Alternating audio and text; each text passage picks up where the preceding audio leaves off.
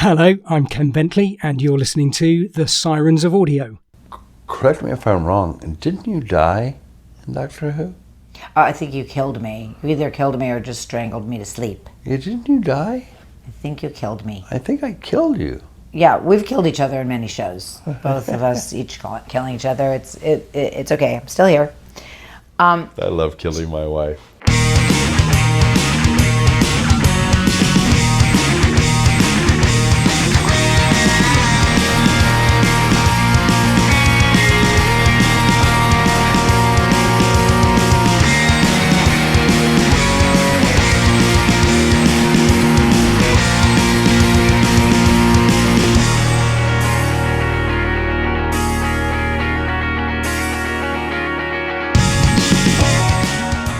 G'day audiophiles, you are listening to The Sirens of Audio, the podcast that explores the universe of Doctor Who in the audio medium.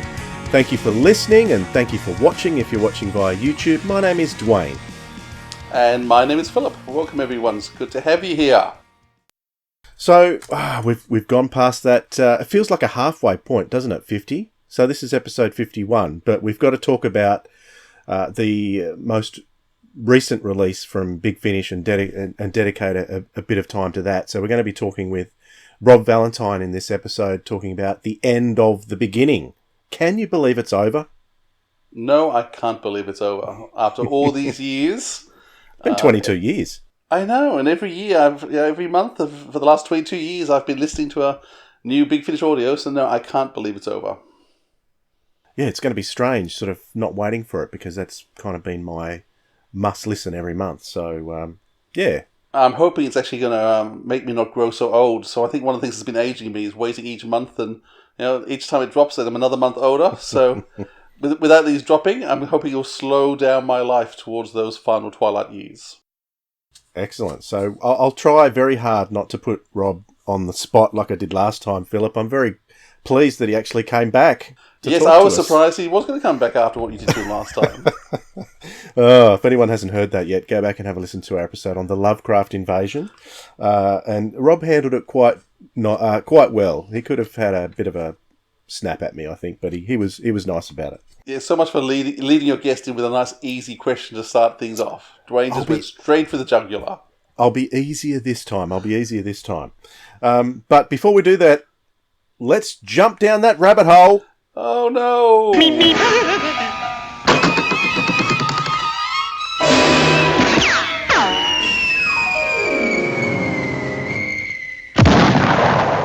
So now that we're here in this little rabbit hole, we're in a place in Big Finish history that we haven't been in for 22 years. We don't have monthly CDs coming out anymore. So what do you think, Philip? I want to put this to you. What do you think is going to happen with Big Finish? Are we just going to focus on new stuff? Are we going to repackage the existing stuff? Because there's a heck of a lot there, and there's a heck of a lot of fans who haven't heard it yet. What do you think Big Finish might do? Well, I can honestly say I have no idea whatsoever. What would you do if you're in charge?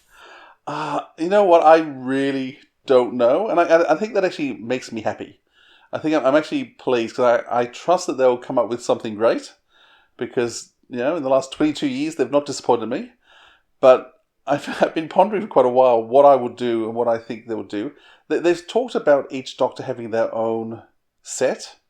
And for a while, I thought it was going to be things like what we had with Peter Davison and the Evil Sisters? Wicked Sisters. Wicked Sisters. Yep. Which was it was a brilliant box set, and the Sixth Doctor and Perry was a stunning box set.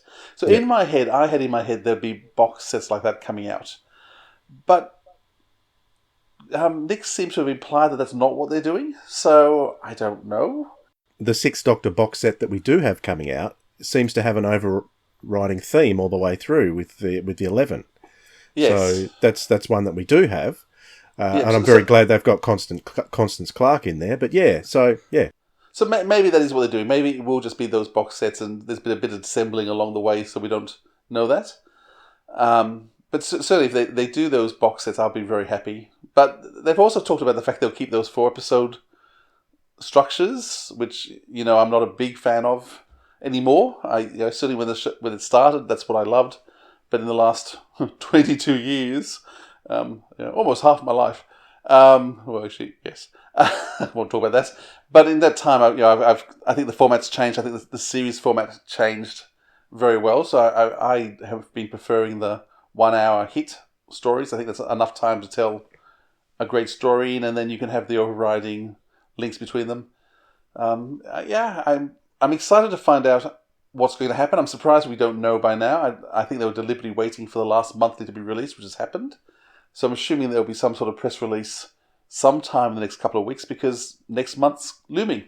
What are you expecting, Dwayne? If I was in charge of Big Finish, and this is probably just me, because I really bemoan the fact that human beings always seem to crave something new. I'm one who's very big on nostalgia, so I always like to look back. So if it was me, I'd be repackaging them into the different incarnations of the Doctor, into different sort of, not box sets, but sort of seasons, like we get with the Blu-ray sets now. You've got the whole seasons packaged up. That's what I do, and I would do that and put all those stories together. For instance, you've got quite a convoluted story arc with Hex. If you could collect all his stories together in 1 or 2 seasons, say you've got Hex season 1, Hex season 2, put them together, I think they'd go down really well. However, I'm one of these guys that doesn't mind old stuff. It depends whether they're looking to get fans who are only interested in new stuff all the time, because there seems to be a heck of a lot of new stuff continuing to come out, and we're not focusing much on the old stuff anymore. I'd be focusing on the existing material myself, to a large degree. But, of course, they're a business who employs actors, they employ sound designers, directors, producers. They've just announced a whole heap of new producers that are coming on too for various different things. So they seem to be expanding for the new as well. But I would like to see the old stuff not be forgotten. That's just me. I don't think it will be forgotten, because it's already there. I don't know how easily they could repackage stuff that's already available cheaply.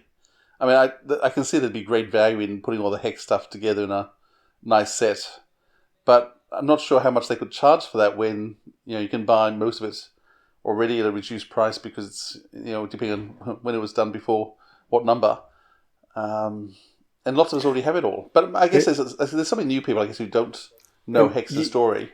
That's right, and I'm not suggesting that they re-release it in some kind of CD package. I'm suggesting that they have, like they have already done on the website, for instance, they've bundled Doctors together in certain sections. You just click and you go there. If they redesign the website so you can go, the Hex stories, bang, click on it, there they all are. Ehrman, you can either Maggie Stables, yes, you could. The Evelyn stories, and you put them all there. And so having all the Sixth Doctor in the right order. Yes, I can see value in that. Interesting. Yeah, and whichever series takes your fancy as a new fan coming on, you can start there. You might like the Sixth Doctor and Evelyn, so start there, and they might put it into 1 or 2 sections. This is Evelyn up to this point. This is Evelyn after this point. When do you think we'll hear? Oh, it's hard to say, isn't it? Because I think they're going to want to focus a lot on the Christopher Eccleston box sets, which are coming out in May, aren't they? Also a big push on the War Doctor Begins. So I'm quite excited about those two in particular. I can't remember what's coming out next month. What's coming out in April that's big? Mate, we're recording this on 5 days before release, so we'll see whether it's already been announced. Yeah, that's right. Something will be announced 2 days after we record. It always is. So we've got The Avengers is a big one for fans of The Avengers, because it's got, and the actress has completely slipped my mind. Linda Thorson is joining the Avengers team there, not in the Tara Peel character, but she's in it. So that's going to be exciting. I completed my Avengers set 2 weeks ago by buying that last season, because I had the first 4 seasons. I had the New Avengers. I'd never actually bothered to buy the Linda ones because I didn't actually know her, and not shown. But Yep. when I saw she was coming out, I slid over to, forget somewhere, Amazon, I guess, England, and I've been watching. I'm halfway through that season, and she is fantastic. And it's such a fun season. I love the Avengers. Okay, so here's some other things that are coming out in April, which when this goes out, it'll be this month. So let's say this month. We've got the First Doctor Adventures, Volume 5, that's coming out. They're always good. They're always consistently good quality all the way through. So I've got no problems with that.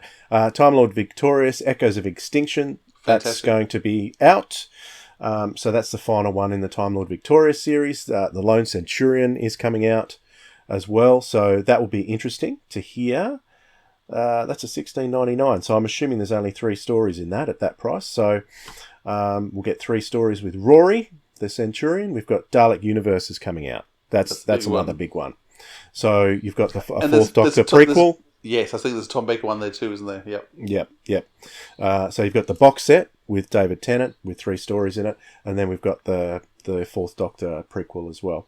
So that'll be good. Of course, Torchwood's still going monthly. And yeah, the big push on the Time Lord Victorious vinyl too. So if you're into collecting the vinyls, get in fast because there isn't many of them. No, if you want the Big Finish download, you have to get it for the Big Finish site, and they don't have that many. The vinyl edition on the Big Finish website is now sold out. So well, it only went on. At the time of recording, it only went on sale a day or 2 ago. So it is now sold out.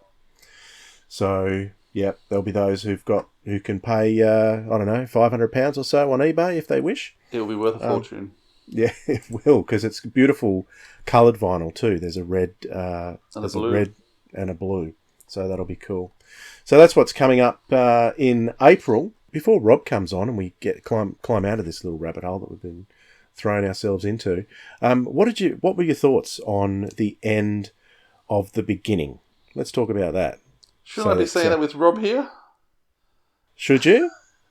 Just give us your initial thoughts on the story. I enjoyed it. It was... okay, we should just warn people we are giving spoilers away. So if you haven't listened to the story and you don't want any spoilers at all, we're not going to dreadfully spoil things, but we are going to talk about things that will be considered spoilers without giving away everything. But turn off now and come back after you listen to it. I enjoyed it. It's the first 3 stories, which each Doctor gets their own story, which is reproducing what happened with Sirens. I thought was a great idea. I thought the Peter one in the desert was superb, and the music in particular. The music was so good. It's the best score I've heard for a very long time, and it's just beautifully enhanced. It was Lawrence of Arabia. It was epic and sweeping and everything you want it to be. So I loved the Peter Davison story. Sadly, the Colin Baker one was probably the one I thought was the weakest of the 3 stories. But hearing McGann and Charlie back together again, the Eighth Doctor and Charlie, they're just beautiful. That was amazing. So that to me I smiled all through that. And then the 4th episode where they're all together, I think they used them and the companions really well. I think the dialogue between them was great. So yeah, I enjoyed it. What did you think? Yeah, I felt the same as you. All the releases in this month that we're recording, the month of March, have been fantastic. And what stood out to me is the sound design. So the sound design and music on Space 1999 is what blew me away. Yeah. So this one is no exception. Wilfredo Acosta is the musician and sound designer on this. Sometimes they split those duties, but a lot of the time they don't, and he's done both. I love what he's done. He hasn't done a great deal of Big Finish. If you have a look click on his name on the website, not a great deal there. So hopefully he'll do a lot more. I really enjoyed his music and sound design. And like you, it was the Eighth Doctor and Charlie together, to have them back again after such a long time. The other Doctors we've had consistently throughout with their various companions, but we haven't seen the Eighth Doctor and Charlie for, how many years is it now? Almost 18 years or something? They did the special together for the 20th.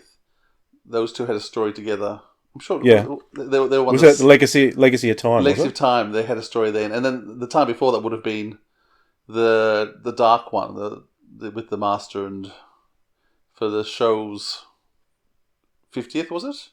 The light at the end. So that was also Charlie and the Eighth Doctor. They just know it's whatever you want the Eighth Doctor to be with his proper companion, it's with Charlie. Yeah. And not. I mean, I love him with Helen and who's with him now. Oh, is it awful? Liv Schenker. I think Liv and Helen are great with him. But in terms of Doctor-companion relationships, Charlie and him just work, and they just spark so well off each other. Yeah, they're amazing. And to see them all together like that at the end was really cool. It was very, very reminiscent of Sirens of Time in many ways. And to be honest, when I heard Colin Baker's closing lines towards the end there, I felt a little bit emotional. It tugged at the heartstrings a little bit. Yeah. Yes, me too. I thought it was a well-written last line. But I'm looking forward to chat with Rob about that and how he came up with the line and a few other bits and pieces. Like why Sylvester wasn't used more. Maybe I'm curious to know why Sylvester did his own episode. Because maybe this should have been a 5-parter rather than a 4-parter. But there's probably a reason behind it. I'm also interested as to whether Lisa Greenwood may not have been available and Calypso Jones was inserted into Flip's place. The Calypso is one of Rob's characters. I suspect he may have wanted to put his own character in there. True. And then there's budget things in terms of just how many characters can you put in and keep writing for sensibly. Yeah, and the earlier story this year with the Sixth Doctor had just Constance in it. Didn't have Flip in it either. So let's drag ourselves out of this rabbit hole. And while we're doing that, you can have a listen to the trailer for The End of the Beginning, written by Robert Valentine. He'll be with us when we come back. From Big Finish Productions. It was the end of everything. Finally, I realized the purpose for which I had been chosen. I declared war on the universe. Doctor? Turlo? Before we die, can we at least agree that this was all your fault? If it makes you happier. Not really. The city. It is said to house a great jewel, known as the Zalam. The darkness. Good grief. By all that's holy. Don't be alarmed. This is simply an artifact of another civilization. It's a lot more impressive than yours, isn't it? Size isn't everything. Well, Mrs. Clark, welcome to Huygens End Spaceport. Life is fast and short in these parts, so be careful. Sounds like the Wild West. From my obsidian throne in the Fortress of Night, I assembled the means to begin my war. Doctor, Mrs. C, welcome aboard the Black Star. Charming, I'm sure. I am a Time Lord. A Time Lord? Oh, is that supposed to impress me? They're following us. Can we outrun them? They've taken out my starboard thruster. Doctor, you better think of something. Oh, rather dark, isn't it? Don't worry, love. You'll be safe with me.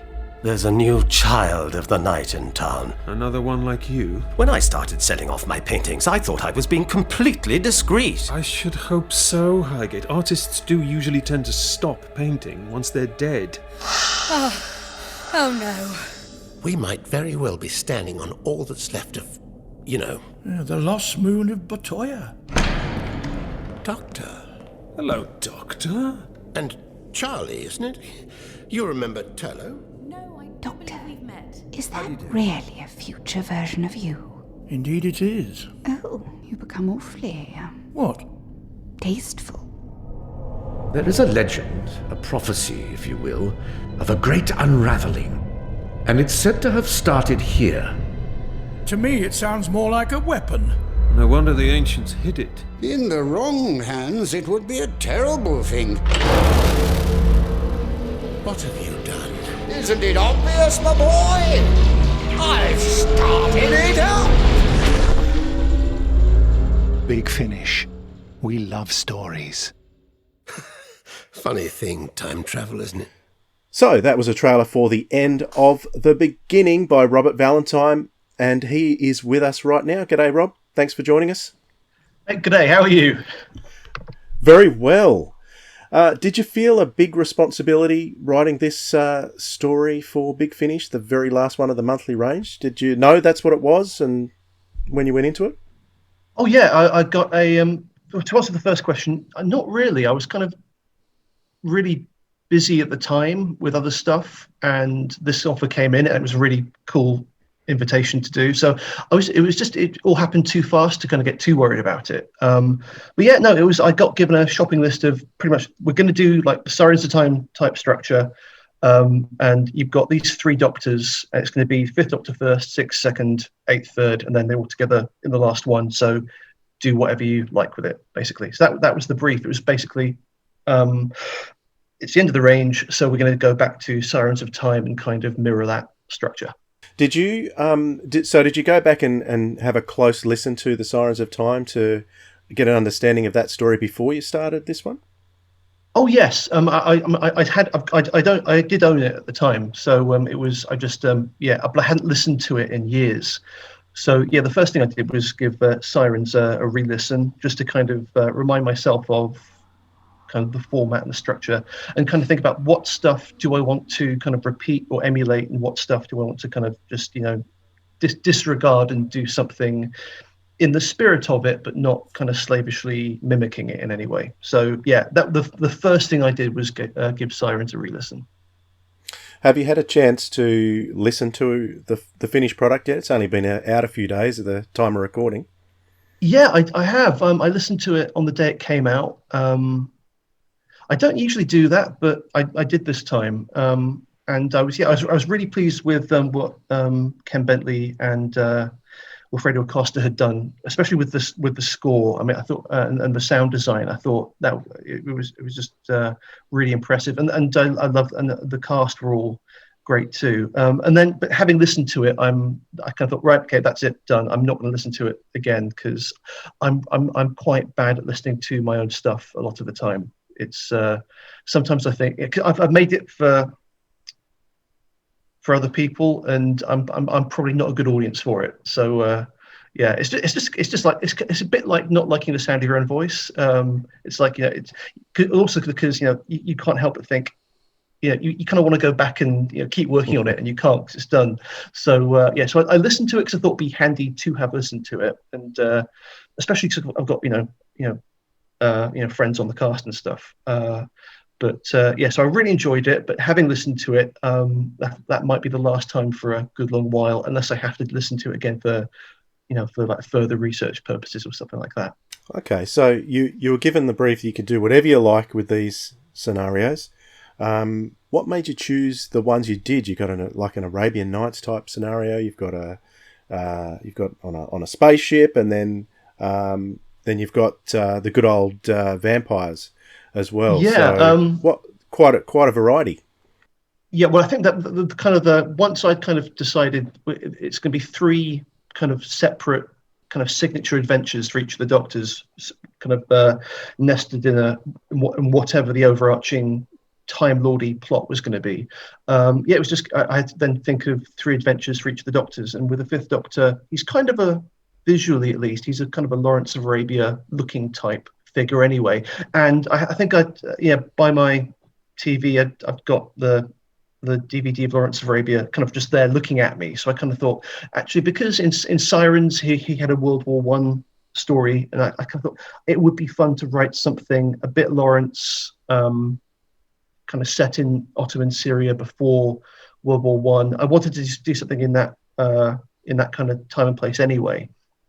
And yeah, so that kind of just suggested itself, and I thought, and just purely in the spirit of contrast, I thought, well, with 6E, he's kind of best suited to kind of off-Earth sci-fi stuff, but I wanted to do something that was kind of present day, near enough. But I wanted to do a horror, because I'd done sort of an Edwardian adventure and a futuristic sci-fi.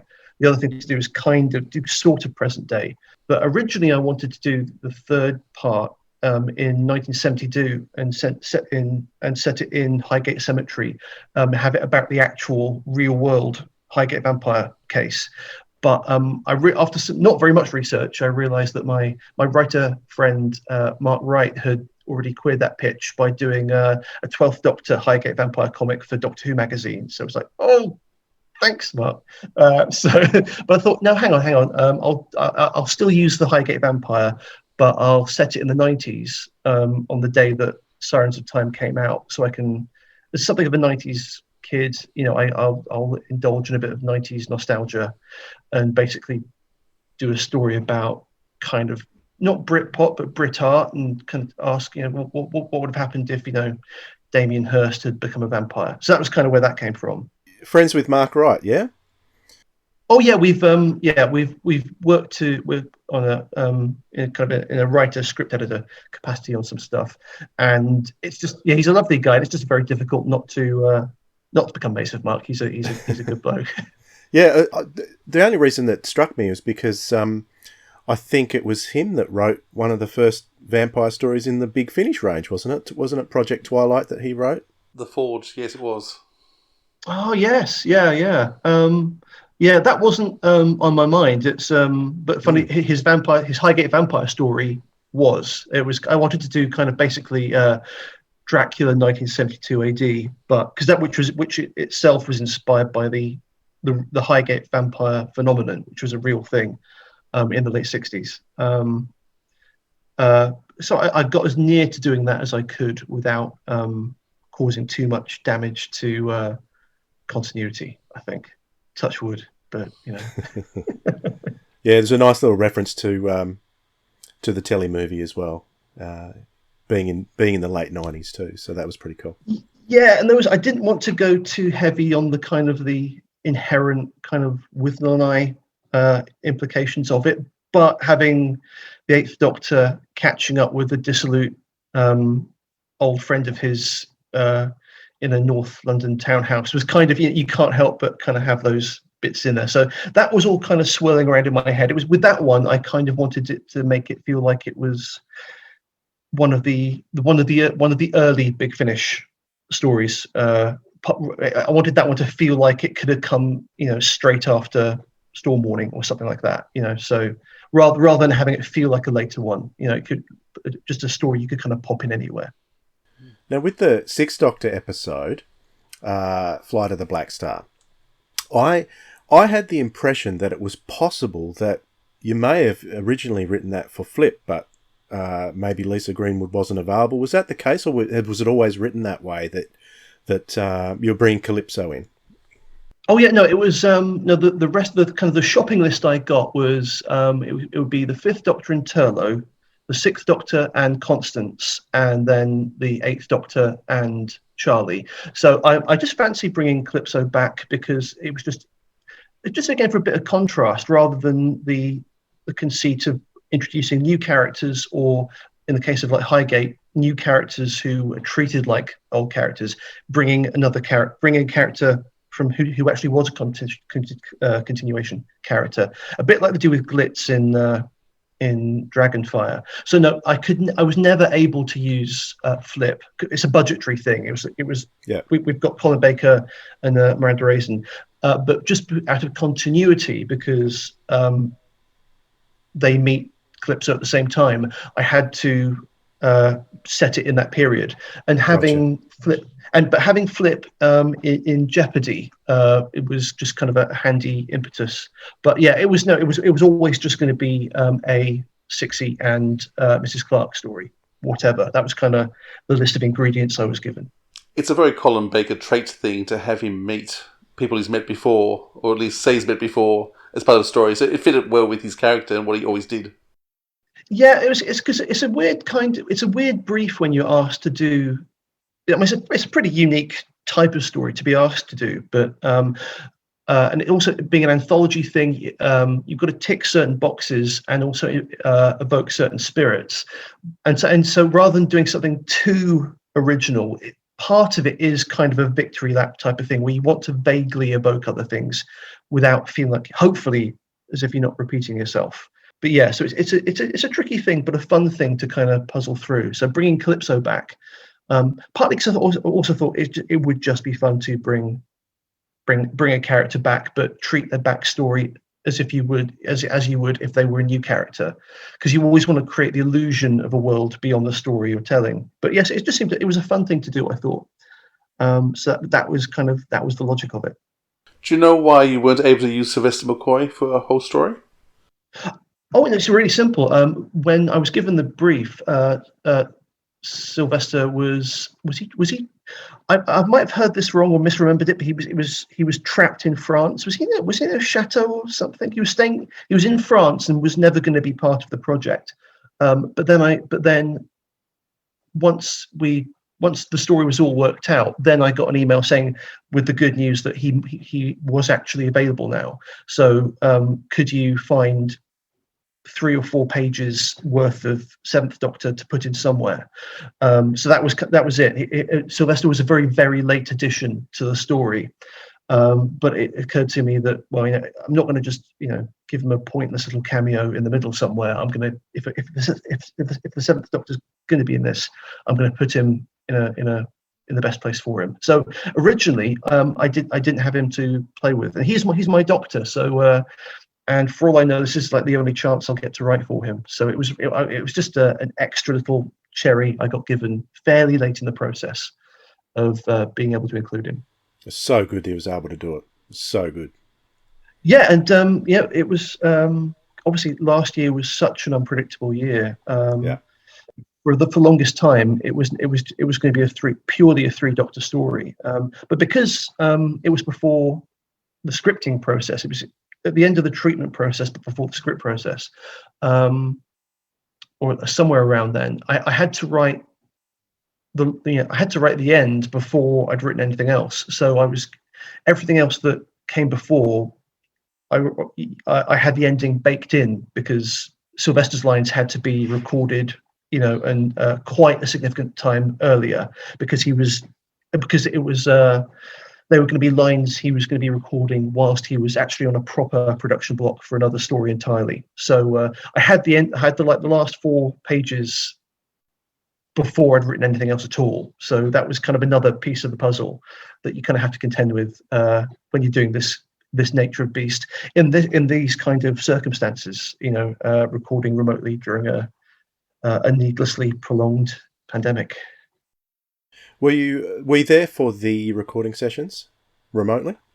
No, I haven't been present for any of them. So remotely, because I think having the writer present as well, I think it's just an extra technical problem to worry about. I think recording these things is a challenging enough proposition without having the writer present. It's great to have the writer present, because sometimes an actor might come up with a question that only the writer can just give an easy answer to. But I think in these conditions, it's a miracle Big Finish are managing to record these things so well and put them together, that having me present, essentially not doing very much, is not the best use of technology. So it's a shame though, but it's just great we're getting to do these at all. I mean, in a perfect world, I would have been able to hang out with them all in a green room somewhere. Actually, I heard on the special features Mark Strickson talking about being stuck in a sandstorm in Qatar, and I could listen to the stories about that day, really, because I'm that kind of person. So so I did very. I've answered this question now. I'm just going on and saying, yes and no. Continue. Now, last time you were on the program, Dwayne gave you a really hard time. I was wondering if that's why you named your villain in the 3rd story Dwayne. I was grilled. No. Dwayne Ferber is. I wanted a kind of a 90s media type name, so I knew I couldn't call the character Schmamian first. So I wanted kind of I think the name Wayne Hemingway was kind of a 90s TV presence in the UK, and Ferber is actually taken from the 60s Mick Jagger, James Fox gangster movie performance about a gangster hiding out in a Notting Hill flat. So, and some of his dialogue in that about losing his demon is dialogue that I've lifted from Mick Jagger, who's playing this rock star who's lost his inspiration. So Dwayne Ferber. Dwayne was kind of from Wayne Hemingway meets Damien and Wayne, and Ferber is a performance reference. So I can rest easy now. You can rest. Yeah.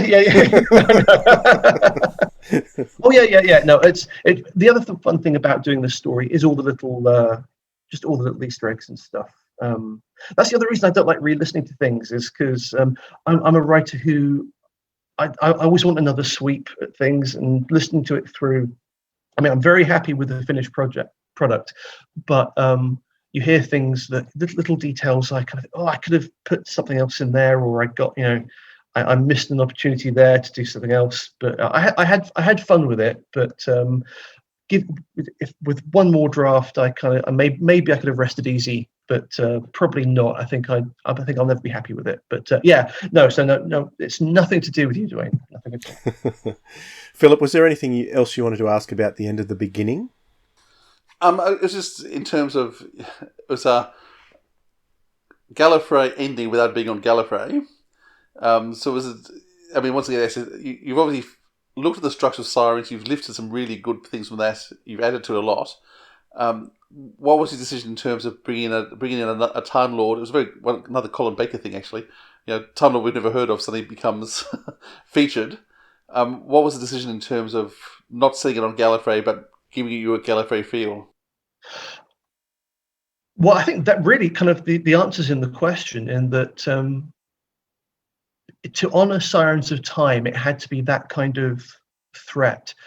But I think the one of the ways to make it not about too Time Lordy is not set it on Gallifrey. So find something Gallifreyan-esque, but so I suppose I was kind of thinking a little bit of Magrathea from Hitchhiker's Guide to the Galaxy, and also having that kind of that split between the Time Lord Society as it's kind of been portrayed from the Deadly Assassin onwards, and kind of hinting at the kind of the more awe-inspiring old times that kind of you might have expected it to be like from the War Games. So it was just that kind of thing. Let's have a Time Lord threat because that's what it was in Sirens, but not have it in the Panopticon again.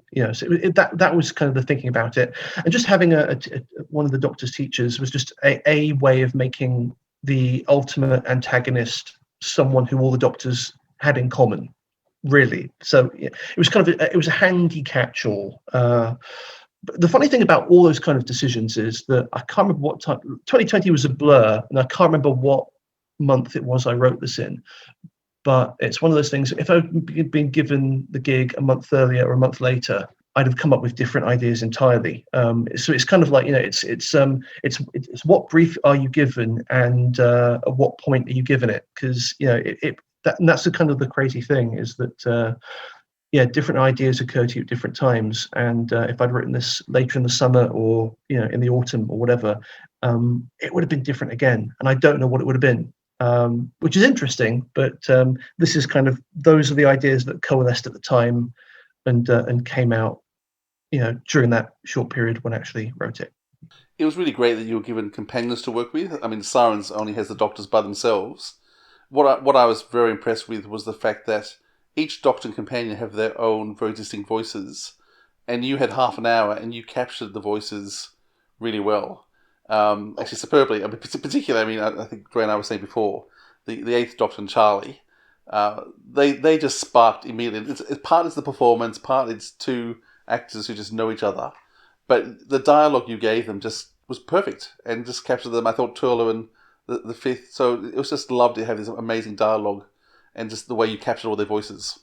Oh, thanks very much. To be honest, I mean, as you say, they're also good at it, and it's fairly easy to, once you're given a project, you've got that, those characters so well, and you can hear their voices, that it's all you really have to do is come up with a situation and put them in it, and they kind of take over. So it's as long as as long as you've got that facility, they're just really easy to write for. the tough thing was just keeping down each segment to half an hour. I think that was kind of one of John Dorney and David Richardson's big challenges. Was Rob, this is lovely, but you got half an hour. They've each got a half-hour crack of the whip, mate. So rein them in a bit. But yeah, no, thank you very much. It was just fun to do. It was a really fun, unexpected gig. I'm not sure why they asked me, but they did. So I'm just very happy it happened. Basically, the end of 22 amazing years, I think, wrapped up everything as well as you could do it without making a huge song and dance, without going over the top and saying, because it's not the end, it's just an end. But it was just a really fun way to end it. That was kind of the really important thing, is that obviously one thing, if you're writing a climactic anthology thing, you also know you can't win. It's like the Kobayashi Maru in Star Trek. It's just okay. It's up as a writer. I think it's just okay. Well, all I get to really do is choose how do I lose this task at which you can't succeed. So yeah, I think that the important thing though was basically don't make it feel like the Caves of Androzani, where it's the end. It's an adventure, but it's absolutely not the last. And that was kind of the whole spirit of it. It's not the main range is it's the delivery system, but the adventure, the stories themselves are not ending. And that was kind of, so I didn't want to make it feel like the end. I wanted to make it feel just like it's I've said this before, but it's the opposite bookend to Sirens, but it's absolutely not the end.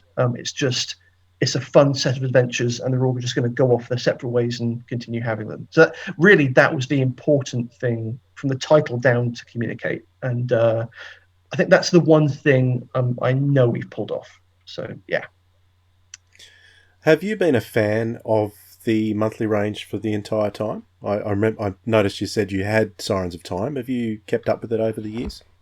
No, because I've been too poor. And I've always as often as I can but my modus operandi began with Sirens, in which I borrowed it long term off a mate. I listened to Sirens in 1999 at my student flat on a portable CD player, and so I think a lot of the early ones I heard at the time by not buying them myself, but having a friend who did. And so, to be honest, that has kind of pretty much continued up until recently. So I have kept my hand in, but not consistently. Obviously, if they're ever on Radio 4 Extra, I'll cane them. And for this, I did some specific research. But to be honest, in terms of continuity, the one thing I knew I didn't want to do was write a story that required so I realized that we're on video and I'm waving around my toothpick. I shouldn't be doing that, but I am. Anyway, yeah, but as long as you start picking your teeth, it's okay. It's a little interdecimal floss thing. Anyway, yeah. So I use that's much more. Yeah, I'll wave this around instead. Yeah. So one thing I didn't want to do was write something that forced people to have to go back and listen to certain things. So I wanted to do something that kind of, you can go into blind, that creates the sense of the range behind it, whilst at the same time doffing my cap to a few things, but without making listening compulsory. You didn't try saying to Big Finish, listen, I'm doing research, can you put all 275 previous months into my inbox? Well, that's the thing. I've got as a writer and script editor for Big Finish, you can actually, if you're tasked with doing a particular project or set based on certain things, you can you make a request and they'll put stuff into your account for research purposes. I haven't got the moxie or I'd feel so guilty doing. I'd feel so bad. It's like, hi guys, can you perhaps pop the timing range into my account, please? Thank you. For research. Also, I didn't have the time. It was pretty much, Rob, we need you to write this soon, so come up with a treatment, and then you've got a month to write it. So I spent on the first draft. Obviously, you do get to polish, but I spent it was an episode a week for however long it was. So listening to Sirens was kind of probably the maximum amount of research I had the time to do anyway. But yeah, so yeah.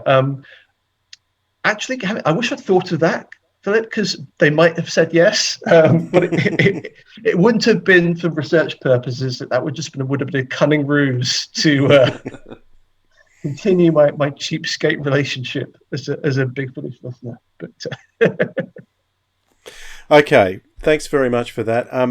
Now, at the time of recording, this hasn't been released yet, but it will be released by the time this does go out, and that is Master. We're looking forward to the box set that's coming out possibly next week or the week after, at the time of recording, end of March anyway. And this is probably, for me, one of the most surprising characterizations of the Master. Like, I thought, I didn't really give it much thought, to be honest, when Eric Roberts was coming back. I thought, what are they going to do with Eric Roberts? And then he's been in a few things, and I've gone, wow, this guy is really good. I'm really enjoying this characterization of the Master.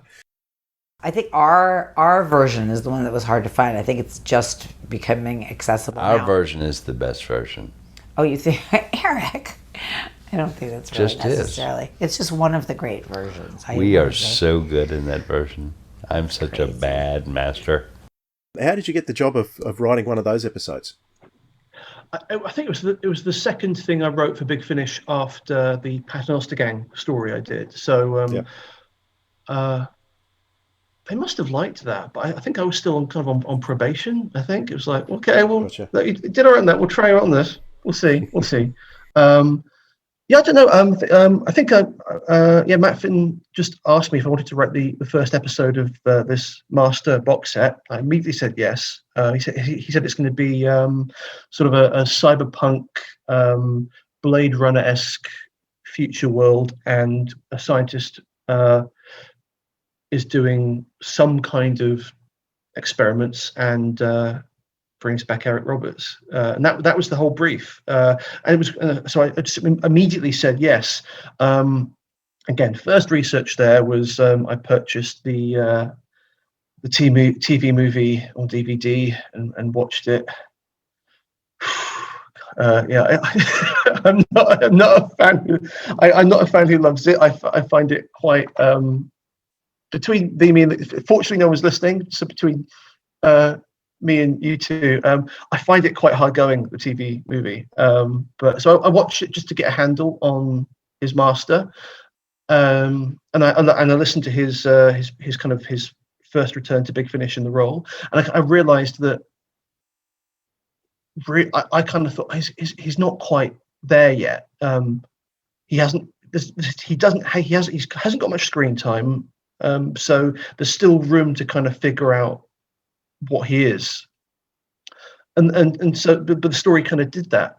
He's a master with a very particular problem, which is that he's stuck outside and wants to come back, and it's very quickly that I realized that it's the legend of, a scientist bringing something from outside was very Faustian to me, and making some kind of pact with them. So it's pretty much it's the Master as Mephistopheles or Satan, and this new character Lila Krieg as the Dr. Faustus part. But I realized that there are hints and clues as to what Eric Roberts' Master could be like given time and space, literally, from the TV movie. But his performance in that is kind of, it has several different modes to it. For my taste, I love it when he comes out in full camp at the end and starts having a ball. That's the point where that's the Master not pretending to be someone else or anything. That's the kind of the Master and the kind of relaxed and not afraid to be seen how he is. So that was kind of maybe my in. But I also kind of realized that whatever I write, Eric Roberts as an actor hasn't actually played the Master very much, so he's going to find the performance, and hopefully, he's done a whole set of it now. It'll be great for him to do more of them if it's well received and all that. But I think it's kind of like with Colin Baker's Sixth Doctor, so on Big Finish, suddenly having the scripts and the space and the time to find out who his Doctor is. And I wrote my first episode kind of aware that whatever I write, I still don't know what Eric Roberts is going to do with the material. And it won't be until after I've heard it, let's say if I got the chance to write something for him again, that I really know who I was writing for. So and hopefully it might come out next week. And I think only on listening to it will I even know exactly who his master is. Because I think this is the set where it will crystallize. And until we've heard it, I still don't think we will really have a complete handle on what he can do in that part. Was this recorded before Masterful was recorded, or was it about the same time they did the two? I don't know when Masterful was recorded. This was recorded, I believe, 2020 was a blur. This might have been he was recorded in LA. I think the rest of the cast were recorded in the UK. I don't know. I don't know for certain, and I worry I'd be guessing and perhaps giving an incorrect answer. I wrote it before lockdown. I think I wrote it just over a year ago, or did I write it last year? Last year being 2019 in my head. I don't know. I'm suddenly a terrible person to ask about times and dates because I haven't really left this room very much in over a year. No, I can't remember when. But thanks to Big Finish, Eric Roberts has probably spent more time playing the Master for Big Finish than he had in the movie. The website says it was recorded on 10th and 11th of December in 2019, so it would have been just after Masterful. Yeah. So have you had a chance to listen to his performance in Masterful? No, I haven't. No.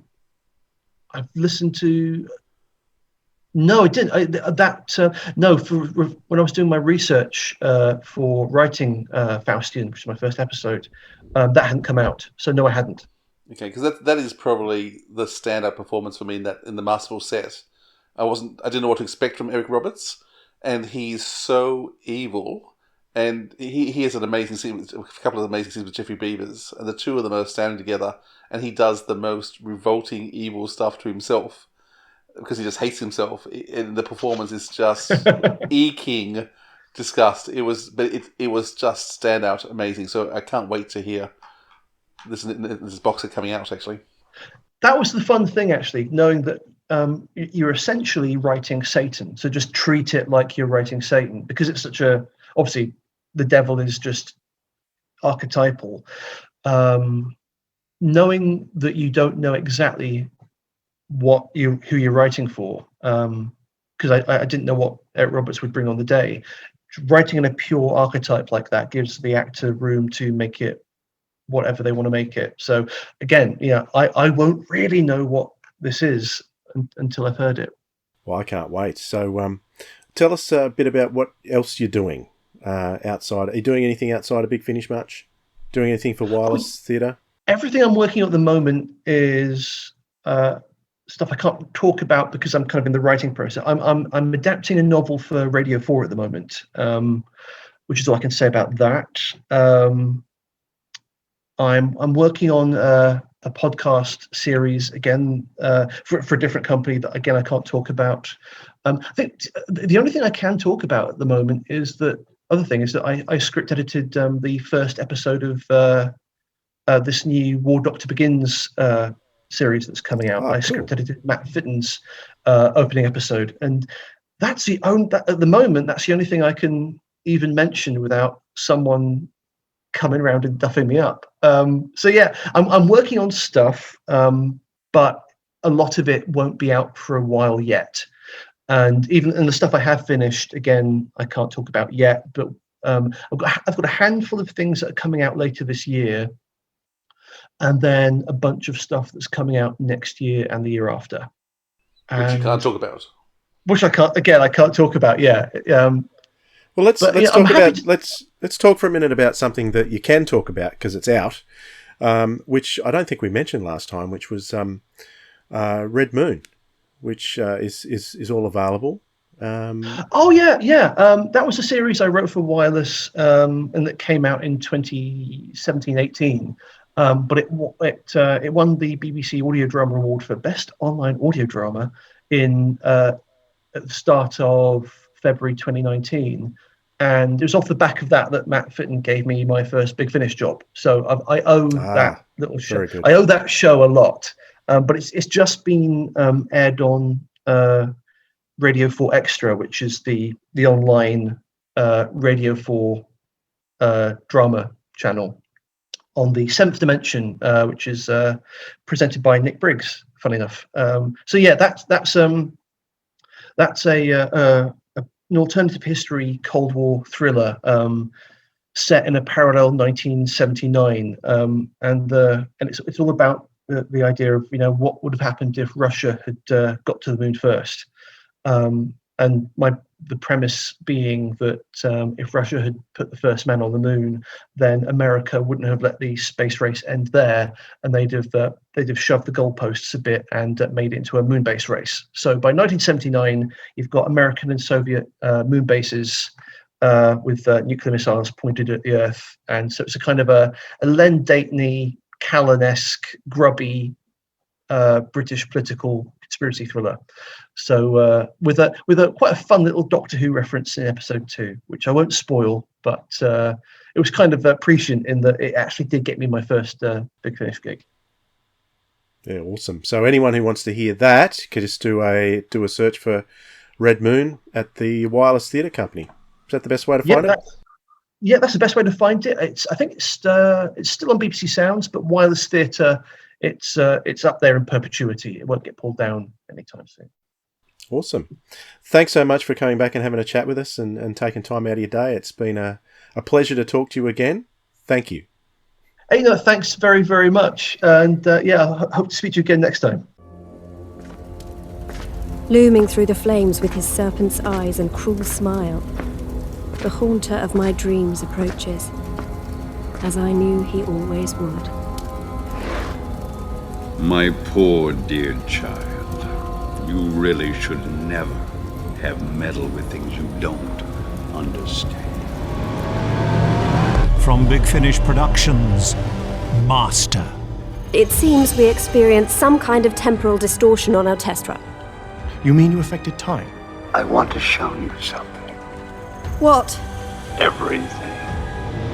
Now, something's coming through! I'm here.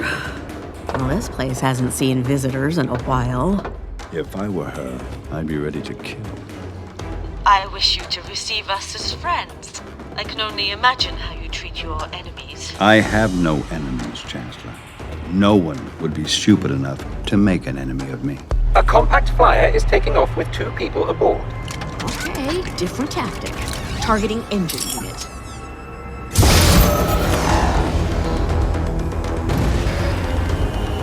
Target prosecuted. No fatality. Flyer descending at a 22-degree angle, 46 meters per second. Chance of survival, 82%. Don't blind me with science, Artie. Power output at 4%. Autopilot failed. Okay, transferring to manual controls. Pull up a bank.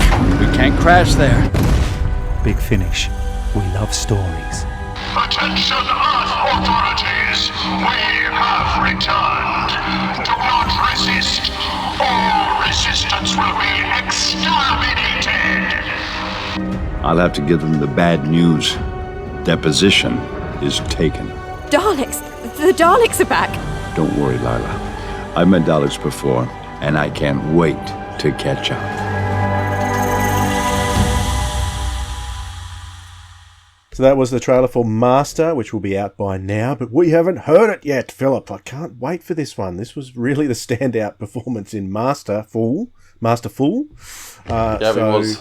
Really looking forward to seeing what Eric Roberts does in this box set dedicated to him. And many thanks to Rob Valentine once again for coming on to chat with us about his story, The End of the Beginning, and his episode in Master, which is fantastic. So really enjoyed that. Hope you did too. Let's talk about recommendations, and wouldn't you believe it, it's Philip's turn. It's my turn. Well, I'll go first then. It was my turn. I'm actually going to recommend something a bit bleak for a pandemic, but coming out of the other side of COVID-19. I've been re-listening to some of the Survivors stories. So Survivors was a series of 9 box sets. Originally it was a TV series, which Big Finish got the rights to. And I've just been listening to the first box set again. I think the first episode's available for free, which is worth a listen to. Unbelievably bleak, so depressing.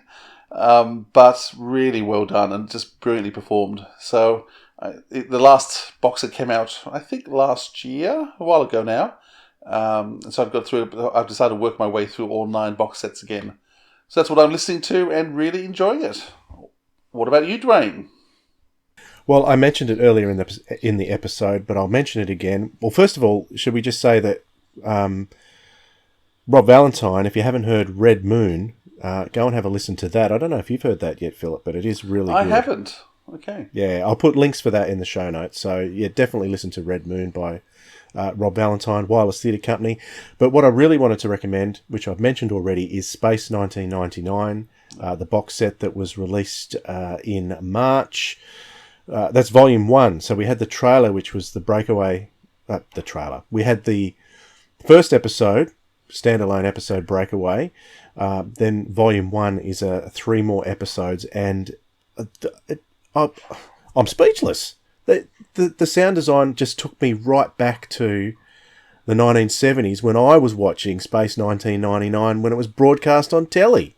It was just so good. But what Big Finish tends to do so often with these nostalgia trips is they don't just take you back. They add on top. They add layers on top of it too. So I was so impressed with Space 1999. I don't know why. I don't know why the standalone episode didn't stand out to me as much as this box set. Maybe I was listening more closely. I don't know. But I've got to say, it was just sensational. I think you liked it too, didn't you, Philip? I did. It was amazing. I don't think the first episode had I loved the first episode too, but it was standalone and didn't have enough chance to really get the action going. So this box set did that. I think the music and sound design were amazing. I've been meaning to go back and check. I've got a vague feeling that the end credit themes is changed slightly for different episodes. Because one of the bugbears I have is some of the themes don't work with the tone of how an episode ends. So there's a few times I was thinking, well, I can't think what they're called. The Towns of Wing Chain guys. Jago and Lightfoot. It ended with a really somber or sad moment, and then came in with this really cheerful theme that they have. And there's a couple of times the Paternoster gun, the Paternoster gang, the theme just didn't fit the ending. But the ending theme fitted really well, and I suspect it was changed slightly, but I haven't been back to check it. But certainly, it's not the same as the opening theme, which is all majestic. So it's blended much better with how the show's ended. But yeah, the only thing I wanted to see, which I didn't see, was life on the moon base without interactions with other people. Yeah. So all 3 stories, they end up on a different planet, visiting people, other aliens, other people. What I would have just loved a one on board Moonbase Alpha, because you've had all these months of travel and yet there was nothing set. What does the day-to-day life look like on Moonbase Alpha? Maybe there's no action in that, but that to me was the only thing that was kind of missing in the journey. But aside from that, it's a superb set, and the acting is just so good, and the stories, and who did we spoke? We spoke to the one who reworked Death's Other Dominion. Roland Moore, and I actually pulled out Death's Other Dominion, the DVD, and watched it after I listened to the Big Finish version. And it's better. Big Finish version is much better than what they actually did on TV, I think. Yeah. I watched it before. I watched it before I know, but you always spoil yourself, Dwayne. This is not what I'm doing. No. And that's why Rob Valentine made you the villain. Dwayne, he's evil. He listens to things beforehand. That's why. Whenever you want to have a go at me, just call me a Ferber. Yeah. All right. From Big Finish Productions, Space 1999, Volume 1. Moonbase Alpha? Moonbase Alpha, are you there? We cannot abandon hope of returning to Earth. Was I right, Professor? Was someone watching us from Meta? You're suggesting the moon was deliberately taken out of Earth's orbit? That's a spacecraft. It's small. I almost missed it. Take cover! This is Moonbase Alpha. My intentions are peaceful. Simmons, get down! I gave them a secret code. I had to lift off before my ego was buried in snow and ice. I think your people should join us. Imagine that, being able to set our own course for once. Smell that fresh air. It may be brand new to us, but it's probably been here a few million years or so, and we don't know a thing about it. Look out! Stop! What do you think you're doing? Humanity's dream of immortality. I'm going to take their nuclear core to power this ship into deep space. Stop! Now you see I mean it. Would you look at that? Are we about to have humankind's first contact with aliens? Big Finish. We love stories. That'll do us for this time. We hope you've enjoyed it, and we look forward to speaking to you again soon. We've got some great guests coming up. We've got this month's Randomoids 2 will be out later this month as well. So looking forward to sharing that with you. So until then, toodaloo! You have been listening to the Sirens of Audio episode 51, featuring special guest Robert Valentine on The End of the Beginning and Master with an exclamation mark. Theme music by Husky by the Geek. You'll find the video of the theme on his YouTube channel. Clips of Eric and Eliza Roberts from The Doctors, Series 8, Episode 5, produced by Real Time Pictures. Rate, review, subscribe, and love us on Apple Podcasts, YouTube, or wherever you subscribe to your podcasts. Send your emails to sirensofaudio@gmail.com, and our website is sirensofaudio.com. Our Twitter handle is @AudioSirens, and you can find us on Facebook by searching for the Sirens of Audio. And if you too want to go back to the beginning, even though it's the end of the beginning, but you haven't even begun, and you haven't a clue where to start, stay tuned to your weekly recommendations from the Sirens of Audio, because audio drama